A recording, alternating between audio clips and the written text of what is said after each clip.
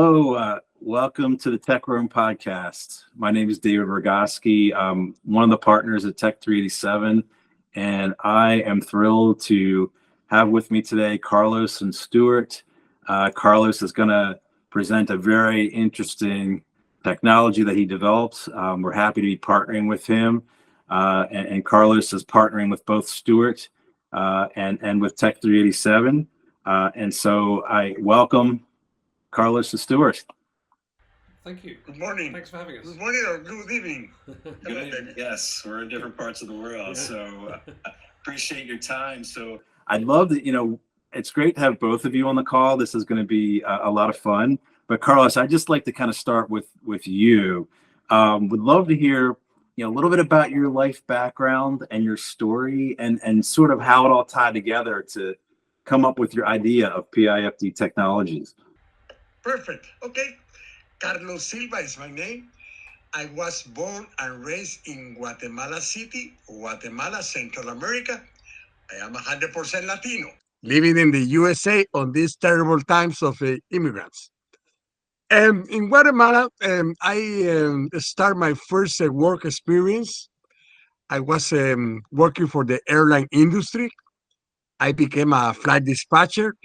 Flight dispatchers is the people that do all the calculations for each flight, fuel calculation, flight altitude, weather reports, weight and balance of the aircraft, and so on. So I love that job.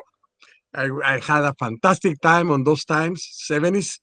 So the experience that I had there was very huge. And then eventually, I had the opportunity to switch totally of transportation mode. I went to the ocean shipments business.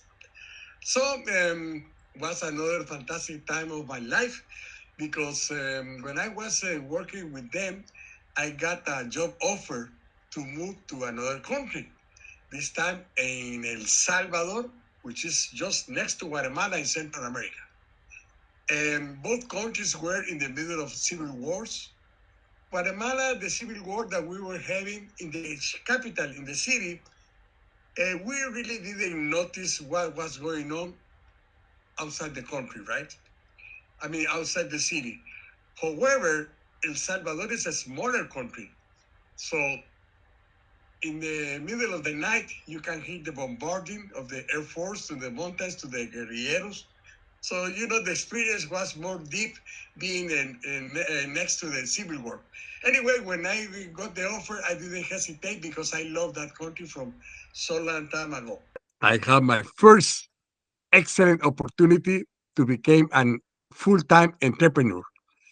I started my company. At that time, I was, of course, just like now, only me, 0 employees. And after several years, when we ended, we used to do multimodal transportation, shipments, ocean shipments. And with my company, we were handling a lot of data, every day. Sending correspondence to the customers and this and that. And somehow I started thinking how to create a software to handle all that data and to make the job for my coworkers easier. And at the same time, at the end of the 80s, beginning of the 90s, internet was not well known as we know these days. The tracking, now when you buy something online, at the click of the button, you can know where your shipment is. On those times, that was not existence at all, especially on the transportation business. Once the consignee buy to the shipper something, they got lost of what was happening. So I create a system where we keep our customers informed of every single step of their shipment. How we were doing that? We were entering the data corresponding to that moment of the shipment and creating a fax. Fax because there was no email, fax. So we used to send between 8 to 12 faxes every time we move an ocean shipment or air shipment.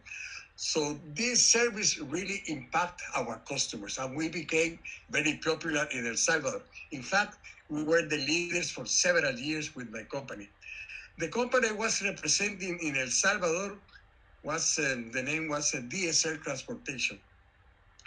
This was a well, it was a small company here in the States, about 200 employees, with the headquarters office in Los Angeles. But this company had here in the United States have two very big accounts. Among everything, one was Walmart and the other one was Target stores. So in the 80s, 90s, and beginning of the 2000s, all merchandise you see on the Walmart shelves, Target shelves, and other stores was handled by us. From El Salvador, we used to ship clothing to Walmart, to Target. From Costa Rica, the hair dryers to Walmart, etc., etc., etc. So the company was, we were moving a lot of cargo, not only import, but export. Unfortunately, or fortunately, I think fortunately, the company was sold to another giant of the industry. At the beginning of the 2000s, there is the big steamship line of the world, Merck's. I think you have heard about them.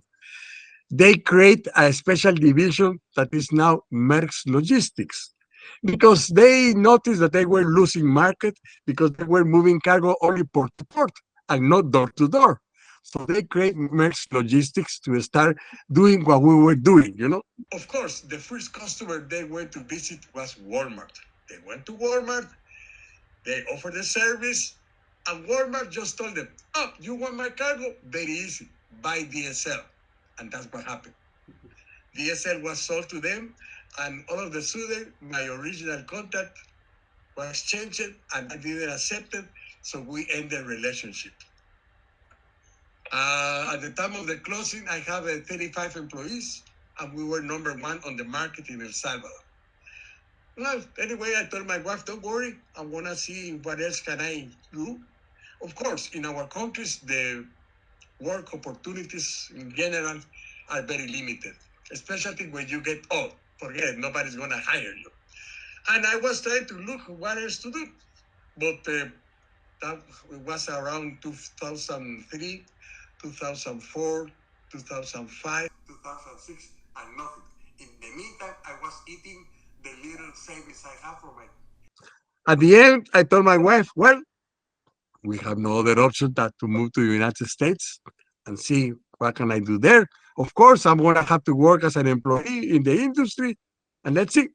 So I came to the United States. My older son is a U.S. citizen, so I always have the hope that through him, I will set up all my immigration status and have no issue. Right now, I am already a U.S. citizen. So now I have three citizenships, Guatemalan, Salvadorian, and United States. I have three passports. And of course, I got a job in the industry.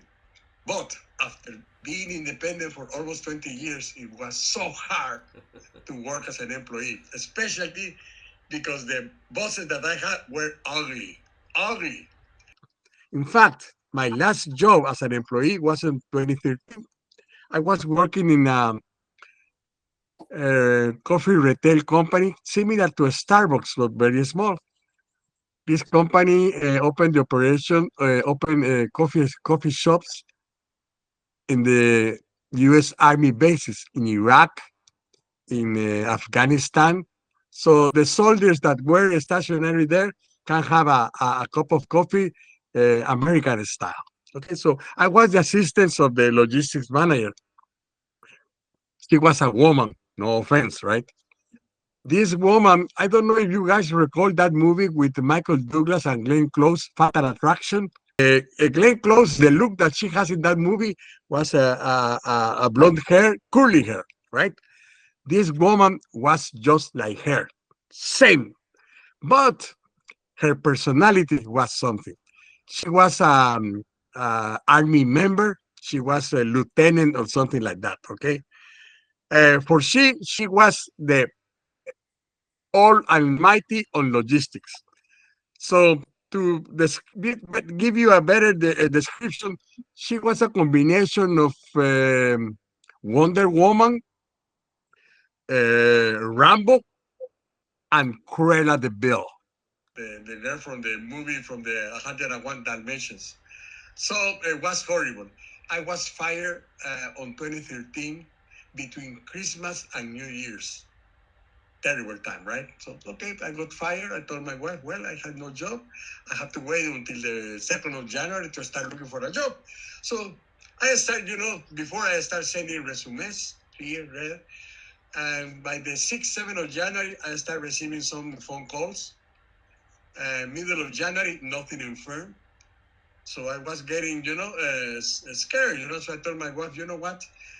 On those days, Uber and Lyft were at the beginning of the ride-share operation, right? So I told my wife, you know what? I'm going to apply for this job to see what happened. So I applied for the job with Lyft. In 2 days, I got approved. And I went to drive my first day. I started driving at around 4 p.m. I got my first ride. And that day, I worked like for 5 hours. And I stopped because I was so excited that everything was going so well that I came back home. And when I told my wife, you know what? I'm going to keep doing this job because I'm making no bad money and I enjoy the job. I like to drive. I like to listen to music and interact with people. So I started driving for them, very happy, relaxed because I didn't have a boss on my neck.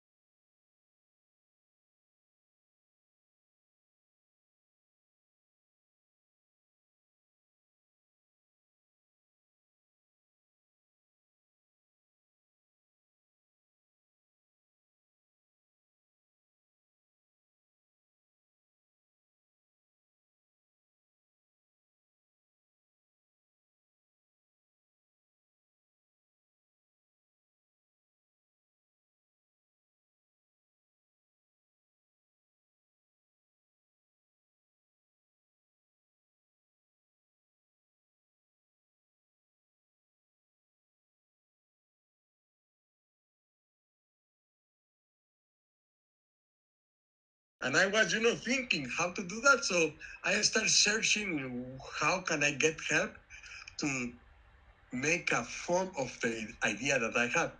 So I ended hiring a company called Invent Help.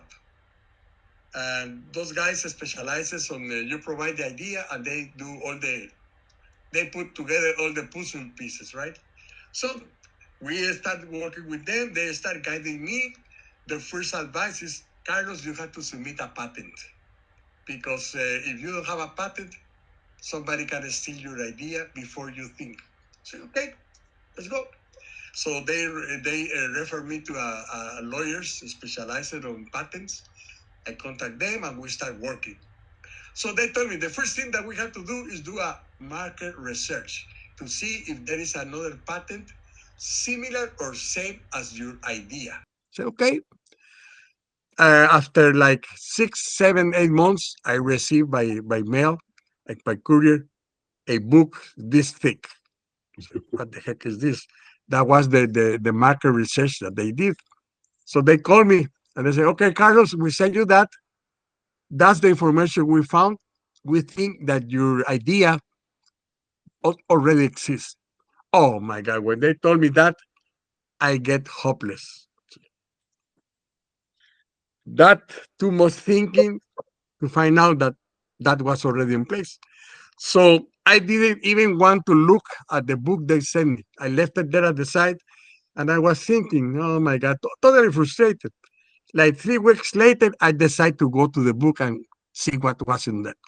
So I started, you know, going one by one, and I discovered that there were like 12 patents already. Most of them were approved. A couple of them were on pending status. First, I noticed that all those patents were submitted before 2012. Why do I mention this? Because the rideshare industry didn't exist before that year. Rideshare industry started just right after 2012. Okay, and all the patents was talking to put cameras on police cars. So okay, my idea is totally different. So I called the lawyers. I explained to them, listen. First, I explained my idea was to put the cameras on rideshare drivers. You know, so rideshare drivers, besides making money doing Lyft or Uber, could have a passive income. You know, so I named the company PIFD, which means passive income for drivers. That's how the name works. So based on that, the lawyers told me, okay, makes sense. We are gonna prepare the application, and we'll let you know if the application is accepted. If it is accepted, that means that you are one step in. No patent approved, patent pending. Okay, so they submit the application. I wait like, I don't know, 3 or 4 months. Carlos, your application was accepted. Good luck. Now it's just a matter of waiting. Okay. So in the meantime, I established the company on 2021, just right in the middle of the pandemic. I had to start. So I established the company here in California as an LLC. For this, I had to read a lot because I have no experience how to open an office here. I have no idea how startups work here. So I started reading, asking, finding out, searching to get the to get the knowledge. And then 2022, I got very sick. And 2022 was, as I didn't do nothing about the job. On February, I have a liver transplant. Okay, I was 4 months in the hospital. Immediately after the liver transplant, I was placed on dialysis because my kidneys were also damaged as a result. I was on dialysis for 7 months, and exactly yesterday, 2 years ago, was my second anniversary with my new kidney. So within 7 months, I have 2 organ transplants. Well, it was very hard. Impossible to do something. Eventually, I was sitting on the computer, but I was totally messed up. Then on December the same year, they put me in a very strict medical control, right? Like labs every week, a lot of appointments with the doctors, PET scans. So on 2016, I have a renal cancer, which thanks God, I was treated and I got rid of the cancer. So since then, 2016, every single year I went for a checkup and I was zero cancer until 2022. 2022 December, they discovered a tumor on one of my lungs. And then since that day, I have been fighting already 5 times with metastasis. Right lung, left lung, adrenal gland, right femur on the brain. The 5 times they have treated me with radiation, and we have been successful. Last 2 weeks ago, I went to my, every 3 months exams, and they discovered now a tumor on my chest and on my left femur. So they already told me, Carlos, we are going to do again the same thing, radiation, and hoping that you are going to be okay. So I have been doing all this thing between, the being excited about starting with this project and dealing with my health. But the fact that I have been that haven't stopped me, I don't have time to get the press. So I figured out that to get an investor, I need a prototype, because without prototype was going to be very hard to get an investor. So I started trying to see what else can I. I on those on that year 2023,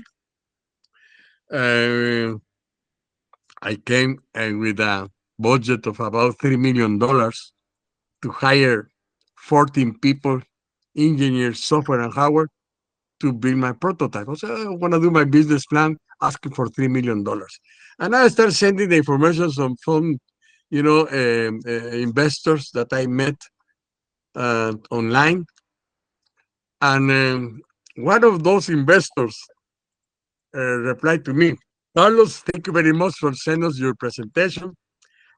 I will be more than happy to give you money. So, oh my God, but money to get you out of the market immediately, because we don't need another snitch. And he started, blaming, blah, blah, blah, blah. Okay, I say, okay. So he has been, so far, he has been the only one that responds to me negative.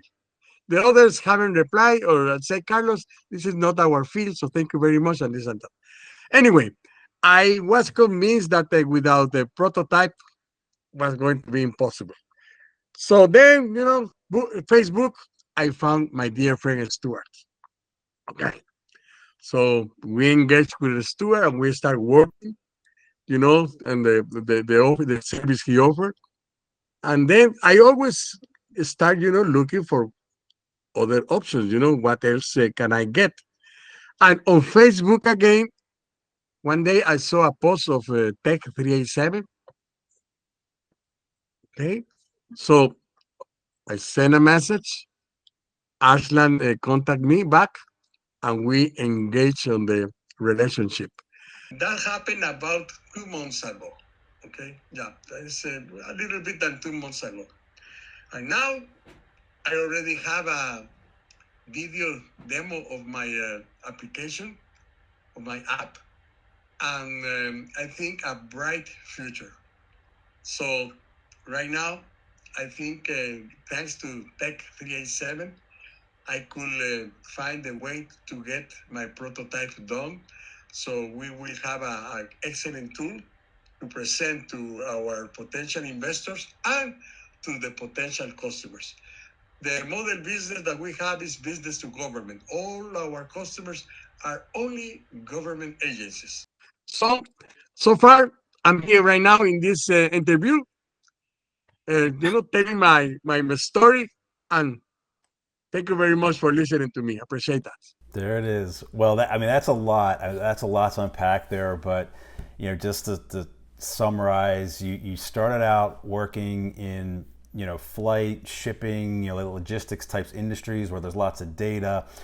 And through your story, it was very easy to tell that you are an entrepreneur at heart. You like to have control over your own destiny, and you wanted to kind of have that freedom and accountability. And so at some point you decided that you didn't want to be an employee anymore. You started your own business, and this business eventually morphed into a logistics operation that sent merchandise door to door from El Salvador to places like Walmart and Target. You had this unbelievably successful, booming business. And given that we live in free markets, Maersk, which is an enormous shipping company over in Northern Europe, found out what you're doing and decided to replicate what you're doing just on a larger scale with significant resources, and kind of overtook what you were doing and left you, kind of at an impasse, like, okay, you have to come up with something new. And if the first thing you try to do, you eventually moved back to the United States at some point, you tried becoming an employee again, and it just wasn't for you. You happened to have a manager at the time that had a tendency to want to control and micromanage what you were doing, at least from your perspective, and it made you feel miserable. And so you had to do something else. With nothing else to do, you're in the holidays, you're trying to make money, you need to do something. You get a job working for Uber and realize you enjoyed it. Even if it wasn't a lot of money, you enjoyed it because it gave you some freedom, some control. You like to drive, you like to talk to people, and so that kind of included everything. And just by doing that, you kind of realized how bad traffic was, especially I'm assuming, I think you're in the LA area, or no, maybe you're in Northern California. But anyway, major city in California, bad traffic, and you realize that, you know what, people are just ignoring all of the regulations, and there's not really a good way in which to manage that. So you came up with this idea to have a mechanism where these regulations can be enforced in a more efficient way. And then you suffer through lots of tribulations that an entrepreneur would do. Try to figure out how to get a patent, and you went through lots of iterations with that. Finally got the patent. Then you got sick, and like life-threatening sick. Like you've had, cancer a couple of times. You've had 2 organ transplants, and now you just 2 weeks ago just found out again you're gonna have to go through this again. But you're pushing through, you're persevering. Like your perseverance is unbelievable, and you have this positive smile on your face, as if I never would have guessed in a million years that you had these life-threatening medical challenges that you're facing, and you've been facing for 7+ years now, not just now, and you're moving forward. So you found you felt like you can't do this alone. You're an entrepreneur, but you saw the value in having a mastermind group. So you found Stuart. And then you found Tech 387 to kind of work on building this initial prototype. But I guess let's pause there, and Stuart, let's turn over to you. I'd love to kind of hear, your story and kind of how you ended up starting, software startup specialist. I know you've had a few exits and an experienced entrepreneur yourself, and we'd love to hear kind of your background and kind of how you, from your perspective, how you ended up partnering with Carlos. Thanks. And I don't know how I can follow that, Carlos. That was some story. And, despite all your troubles, I think you're one of the most positive people I know, which is lovely. But I'll try and follow it. So what we have in common is the entrepreneurial spirit. I think I was born an entrepreneur. I started creating my first businesses at school even. So I discovered that passion very early on, along with the passion for technology.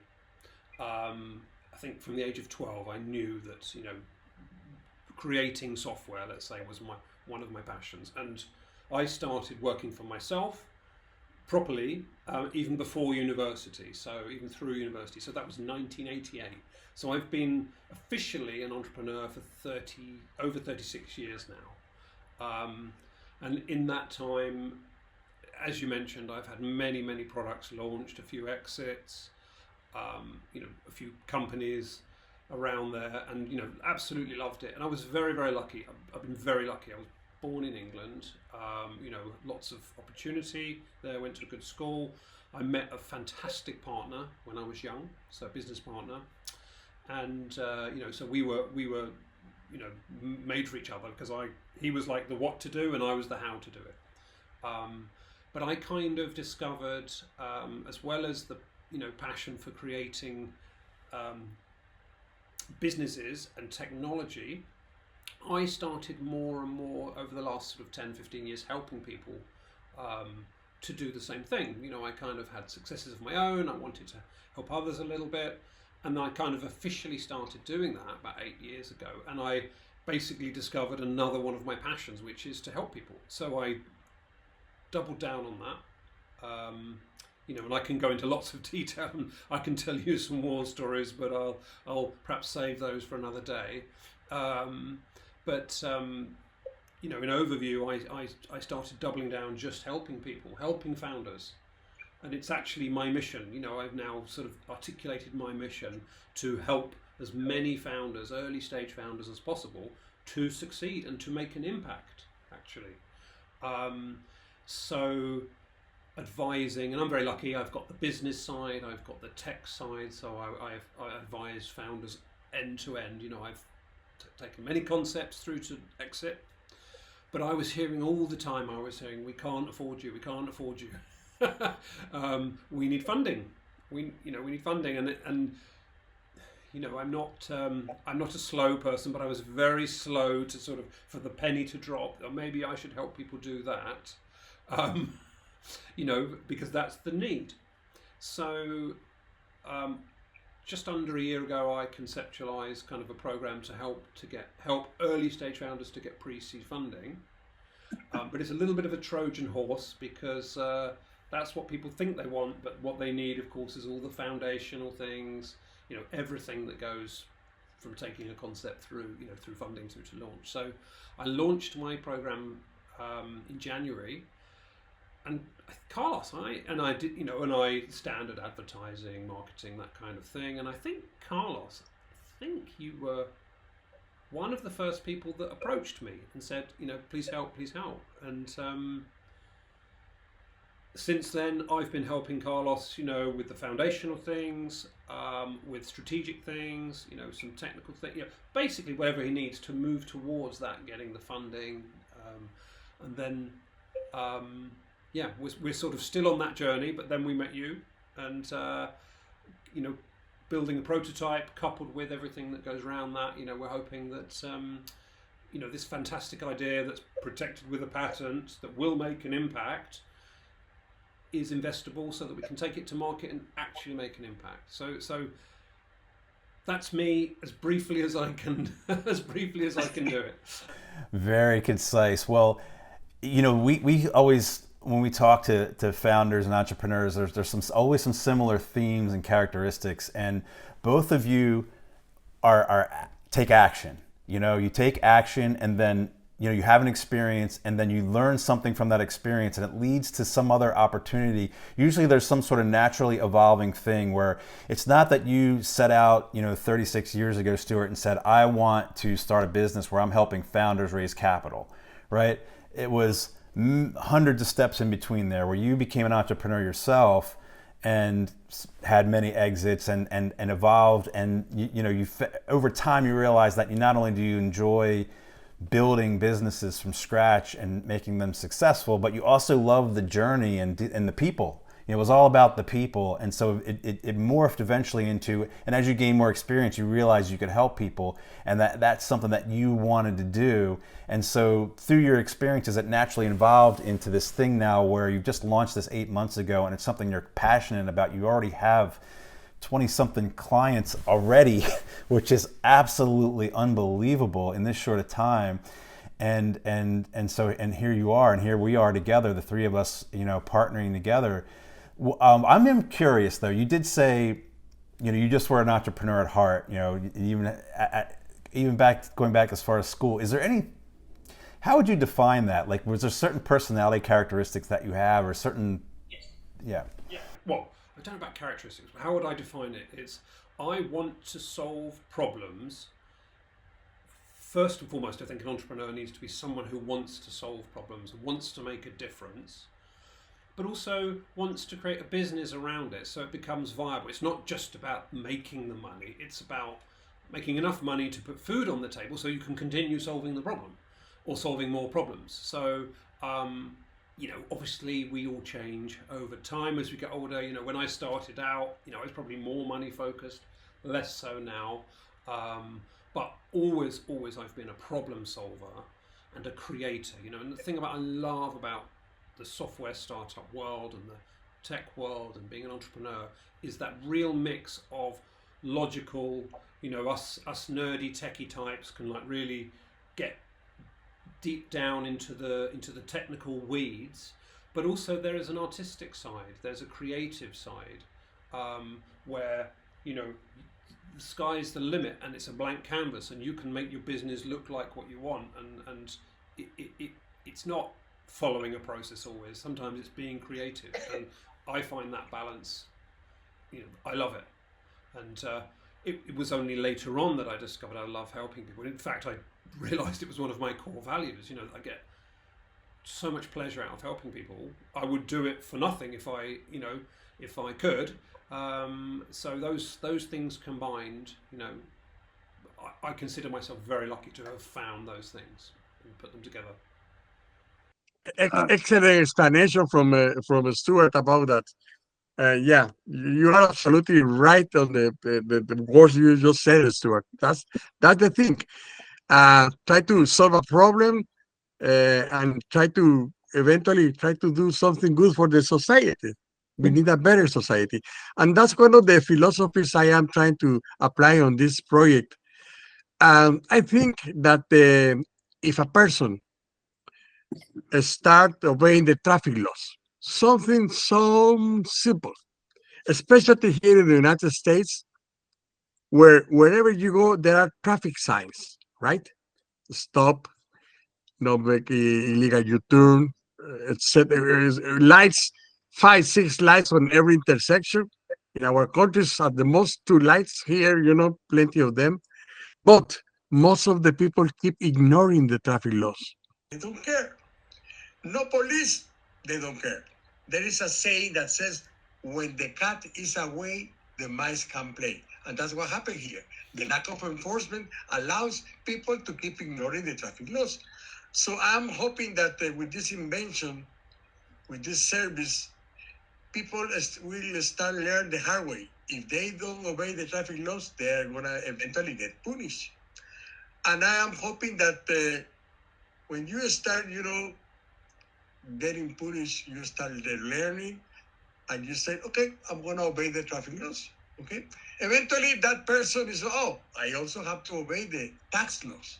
I have to, everything. And I hope that that person is going to become a better citizen, right? And that's what we need. We need a better citizens for a better societies, especially on these times. That's basically one of the things that I have on my mind on this project. That's funny you mentioned that, Carlos. That was actually going to be my next question, because I thought you told an interesting story about the first investor that responded to you. And I know that there's other people who have a fair argument, in my opinion, to push back on that and say, we disagree with you, Carlos. And I was going to ask you, how would you respond to that? And you just gave me the answer. But you know what is, I'm sorry to interrupt you. You know what is interesting? These people from Invent Help, I left it in the car, gave me a small, like a virtual brochure that has the first video that you saw, right? That is on the website right now. They told me, Carlos, keep this brochure wherever you go so you can show to people what are you doing. And either you are going to be lucky to, you are going to show it to an investor or get feedback from the people. So when I drive, I always have my brochure with me. And when we engage in a conversation with the rider, when they mention that they work in tech, I immediately ask them to watch the video and to provide me with their feedback. So far, 99.5% of the people is telling me, Carlos, good idea. And I asked them, are you an investor? No, unfortunately, I'm not an investor. But that's how I am having tried to get the feedback. And I know that many people is, only one guy mentioned the thing, the privacy. If they put this in the election, I will vote no because my privacy. Okay. But here in California, technology here is ruling since long time ago, especially where I am living, the Silicon Valley, the mecca of the technology. California, like 3 years ago, there was a state proposal to create a law to allow technology to help monitoring and reporting traffic. Okay. This project became a reality, became a law this year, like 8 months ago. So now we have the legal frame, so nobody can complain. At the moment, they start with a pilot program, but the pilot program is not going to solve the problem because they are putting static cameras to monitor and report the traffic speed. Eventually, people is static cameras slow down. Just like when they spot a police trap, right? Police immediately you slow down. No, so, but now we have the legal frame here in California, and if it happened here, it's gonna be domino effect as always. It's gonna happen everywhere in the United States. Well, hopefully, if nothing else, hopefully it'll be a mechanism to minimize accidents or reduce them and reduce fatalities, and hopefully that would be a positive outcome of this. So tell me a little bit, Carlos, just briefly about what you're thinking in terms of how you're going to approach your business model and how you're trying to work on. I know we're working on. We've got our first version of the prototype, and that's we're working on that side of it so you can present it to investors and show governments, etc., how it works. But aside from that, how are you thinking of approaching the business model here? I believe I told you that this week I have the opportunity to attend a forum, technology in California. The forum was presented from the Department of Technology in California to all vendors. You know, they are calling to receive more innovation. They need more innovation to make California a real smart state. Okay, so they are calling to get that innovation. So I right now had the idea that I'm gonna go to them and to the cities, right? Hoping that if I go to them, convince them first, present the idea, telling them the details, what are we doing. And if I get there, okay, I think it's going to be easier to go to the actual customers, which are going to be the municipalities, the cities. With the bless of them, I think it's going to be easier. And I am pretty sure that they are going to tell me, yes, Carlos, good idea. We are going to support you to give your recommendation. So if I can get a letter of intention from Technology of California, I don't think the cities are going to say no. Anyway, I already spoke to some cities, and like 15 of them around here where I live, in the Bay Area of San Francisco. Carlos, excellent. We are glad to do something with you, but where is the prototype? Shows that the video that you have actually is real. It's not a illusion. So that's how I'm doing. So right now, that's what I am planning to do. I'm gonna, once we start here, I'm gonna start calling these people to follow up on the Monday forum to get an appointment with them to present the idea, and at the same time, trying to start, trying to get appointments with the cities that I already contact, but I haven't had time to do a follow up. And so I would assume that the cities and municipalities, if they buy into the idea and they see the benefit, that they would be willing to pay you some sort of subscription or something because of the additional revenues that they're going to make. They'd be willing to pay for this service. Is that how you're approaching it? Well, basically, the actual system that works here in the United States with the static cameras are handled by private companies. They install the system on wherever they are, and for every citation that they generate, they get a commission. The rest goes 100% to the city. So we are gonna. My wife called me crazy every time she listens to me talking about the amounts of revenue. Oh, you are crazy. How come this and that, But and she's right because I'm crazy, and I hope I can be more crazy than ever, So basically, the calculations that we have right now are very, very simple. The average ticket in the United States is $150. Of course, there are higher citations and there are lower, but the average is that. So from that amount, we are hoping to get between 20 and 30% of that amount. The rest is for the city, hoping that they are going to invest that money back to the communities. And the expectation is to do a lot of citations. The market as it is right now is pretty big. The last stats available are that there were 41 million drivers cited, and the revenue that those citations generate was about $7 billion. It's a lot of money, right? However, that amount is not even the 5% of the actual violations. Why? Because the lack of enforcement. So the expectations about the revenue are very huge. That's why my wife keeps telling me you are crazy. Right. Yeah. I mean, those are big numbers. When you think about it that way. So you would take, similar to the model that already exists, you take a commission of each citation.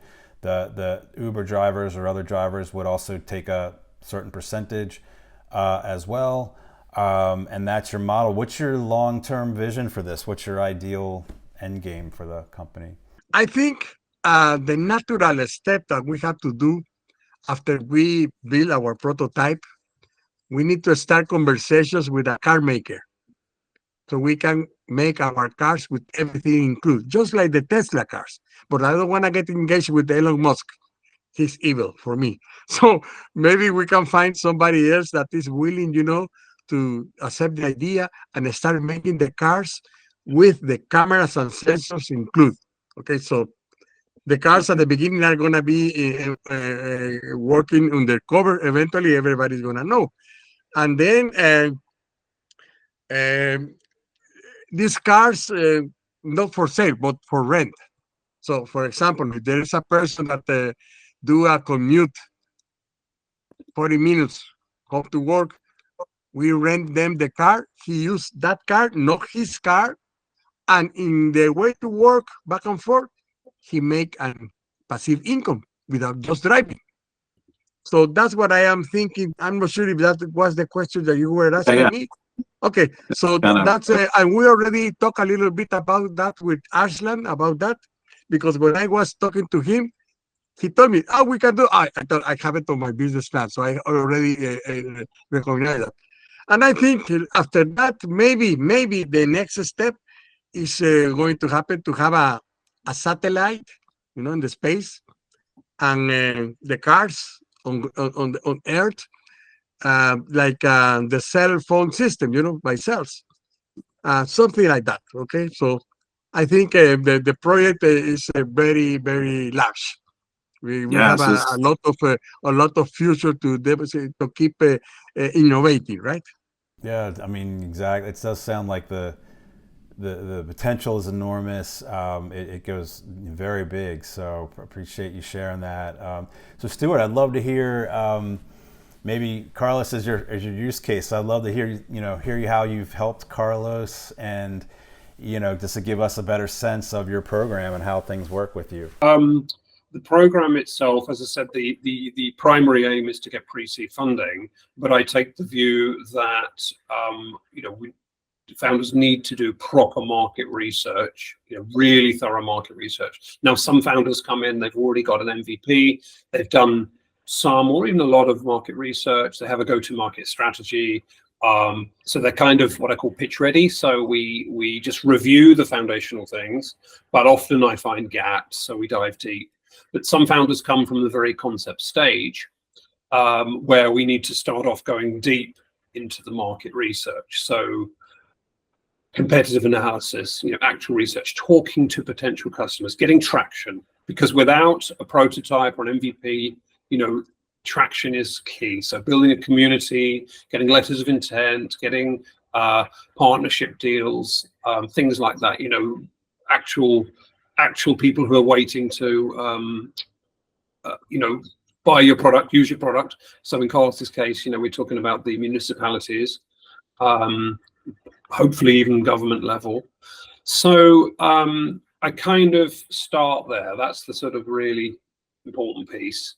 And then we do things like a preliminary go-to-market strategy. Sorry, I forgot to mention the business plan, review the business plan as well. And these are foundational things that are not needed just for funding, but to succeed as a business, obviously. And I say it's not just about giving the investors confidence that there's a big opportunity, it's viable, etc. It's about giving the founder that confidence. And if you can't get that confidence, then consider pivoting, of course. Not necessarily pivoting on the problem being solved, but on the solution. It depends, but pivoting is an option if you can't really get that confidence that there's a market there. So once we've kind of done these foundational pieces, or if they're already done, then I help with pitch deck, pitch video, strategy, investor criteria, outreach messaging, outreach to investors, and then preparing for pitch preparation. So some coaching, some feedback, understanding the risks involved, which is very important, for Carlos as well, for the founders as well, as, understanding what investors are thinking about. And then understanding the kinds of questions that you're going to be asked. And then once funding is obtained, I call that getting to the starting line, because that's when the fun begins in terms of finishing building the product, possibly designing the product if that hasn't done already, building the product, building a team maybe, or finding an outsourced partner, managing that whole build process, handing over, doing a handover process, doing a launch process, then executing the go-to-market strategy. So, the fun begins then, and so that's when founders join my mentorship program, which is more flexible. My funding program is very sort of best practice, tried and tested process, whereas the mentorship is more flexible. So that's kind of a really quick run through of the program. And Carlos, every founder's different, so we've been dipping in and out of that. So Carlos has been a little bit more sort of high level advisory and mentoring than we must follow this process for various reasons that I won't go into too much detail, but yeah, so that's that is my program, how I help currently, and some of it has applied to Carlos, some hasn't. We've as I said, it's been a little bit more sort of ad hoc in this case. 100%. Like every situation truly is different on so many different levels. Personalities, markets, economic conditions, all of it. But you did mention something that really resonates with us as well, and that is, when we work with our partners, we do a similar process. It's it's our own way of doing it, but it's very similar. And obviously, product market fit is something that we do. We do research in advance. Our partner, our founder, has a very clear idea of what they think is going to work and what they plan to do, and we lay it out on a story map, and we say, and we have this sort of preconceived notion of what the customer needs and what is going to work the best. And I can tell you 100% of the time, it never works out the way we think. So we always, we build this proof of concept, and then we get feedback from the initial users, and it's always different than what we expect every single time. And so I think you really hit on that as like being an important part of your process about iterating. And I think that's a huge advantage to your program because it's so important. Yeah, and on the market research, it's important to talk to potential customers, but what you ask them and how you ask them and how you approach them and who they are and where you find them, so important to get that right. And you can't processize that. That requires, sort of experience, which is where my program is a real mesh of best practice process plus my kind of help down at the detailed level that's adjusted based on the particular situation using my experience. So it's hard you can't be fully prescriptive, but for some of it you can. So it's a real hybrid. I love it. This is so awesome. Yeah, I mean, there's so many different topics that we've just touched on that we could dive deeper into. We could spend hours, but I know this was a good first conversation. I think, we can certainly have some future conversations that could be very helpful. So I definitely was really glad that you all made the time to be with us and have this talk here. I would love to turn back over to both of you. Closing thoughts, anything you want to add, and how people can reach you, etc. I can't wait to tell my story after we are successful. You have heard that, for example, Steve Jobs started his company in his garage, right? Bill Gates, I don't recall exactly how he started, but somehow, like Jeff Bezos, all those guys, I can't wait to tell I start my company driving my car, because I don't hear nobody else saying I start my company while I was driving my car, and I think that's my case. So fantastic. And I'm looking forward to the bright future that we all have. If anyone wants to contact you, where can they reach you? Is there an email or LinkedIn or? We have a web page, www.pifd-tech.com. It's just an informative page. It's not interactive yet because, of course, right? We need the prototype. In the bottom left, there is an email, info@pifd-tech.com. They can go there and ask any questions they are. The more questions I receive, the better, because I'm going to have the opportunity to keep learning. So that's the way. And Right. also on my LinkedIn page, if they look for me, I have my business card is there with my phone number and my personal email. So we are reachable 100%, whatever. As a matter of fact, yesterday I was playing with the Meta AI.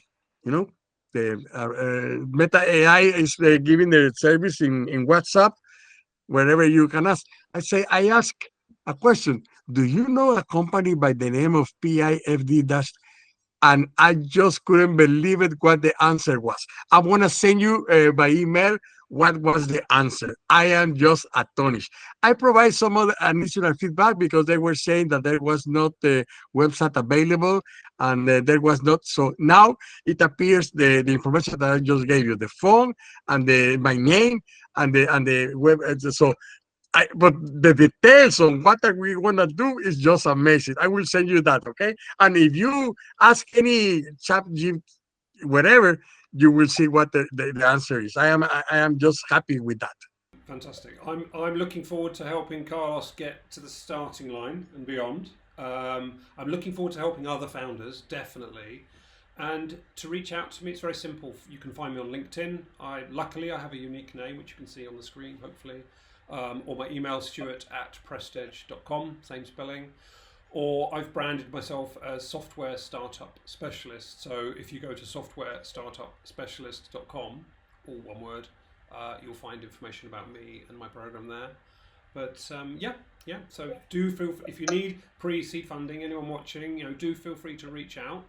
And I look forward to helping you. And David, thank you so much for having us both on your podcast. Love it. Yeah. Thank you guys so much for your time. I really appreciate it. I think it's just helpful for, our partners to kind of listen to some of this stuff and learn, get some tidbits of valuable lessons, etc., and value out of this. So I appreciate it very much. And for all of you out there, thank you for joining in, and we'll see you next time on the Tech Room podcast.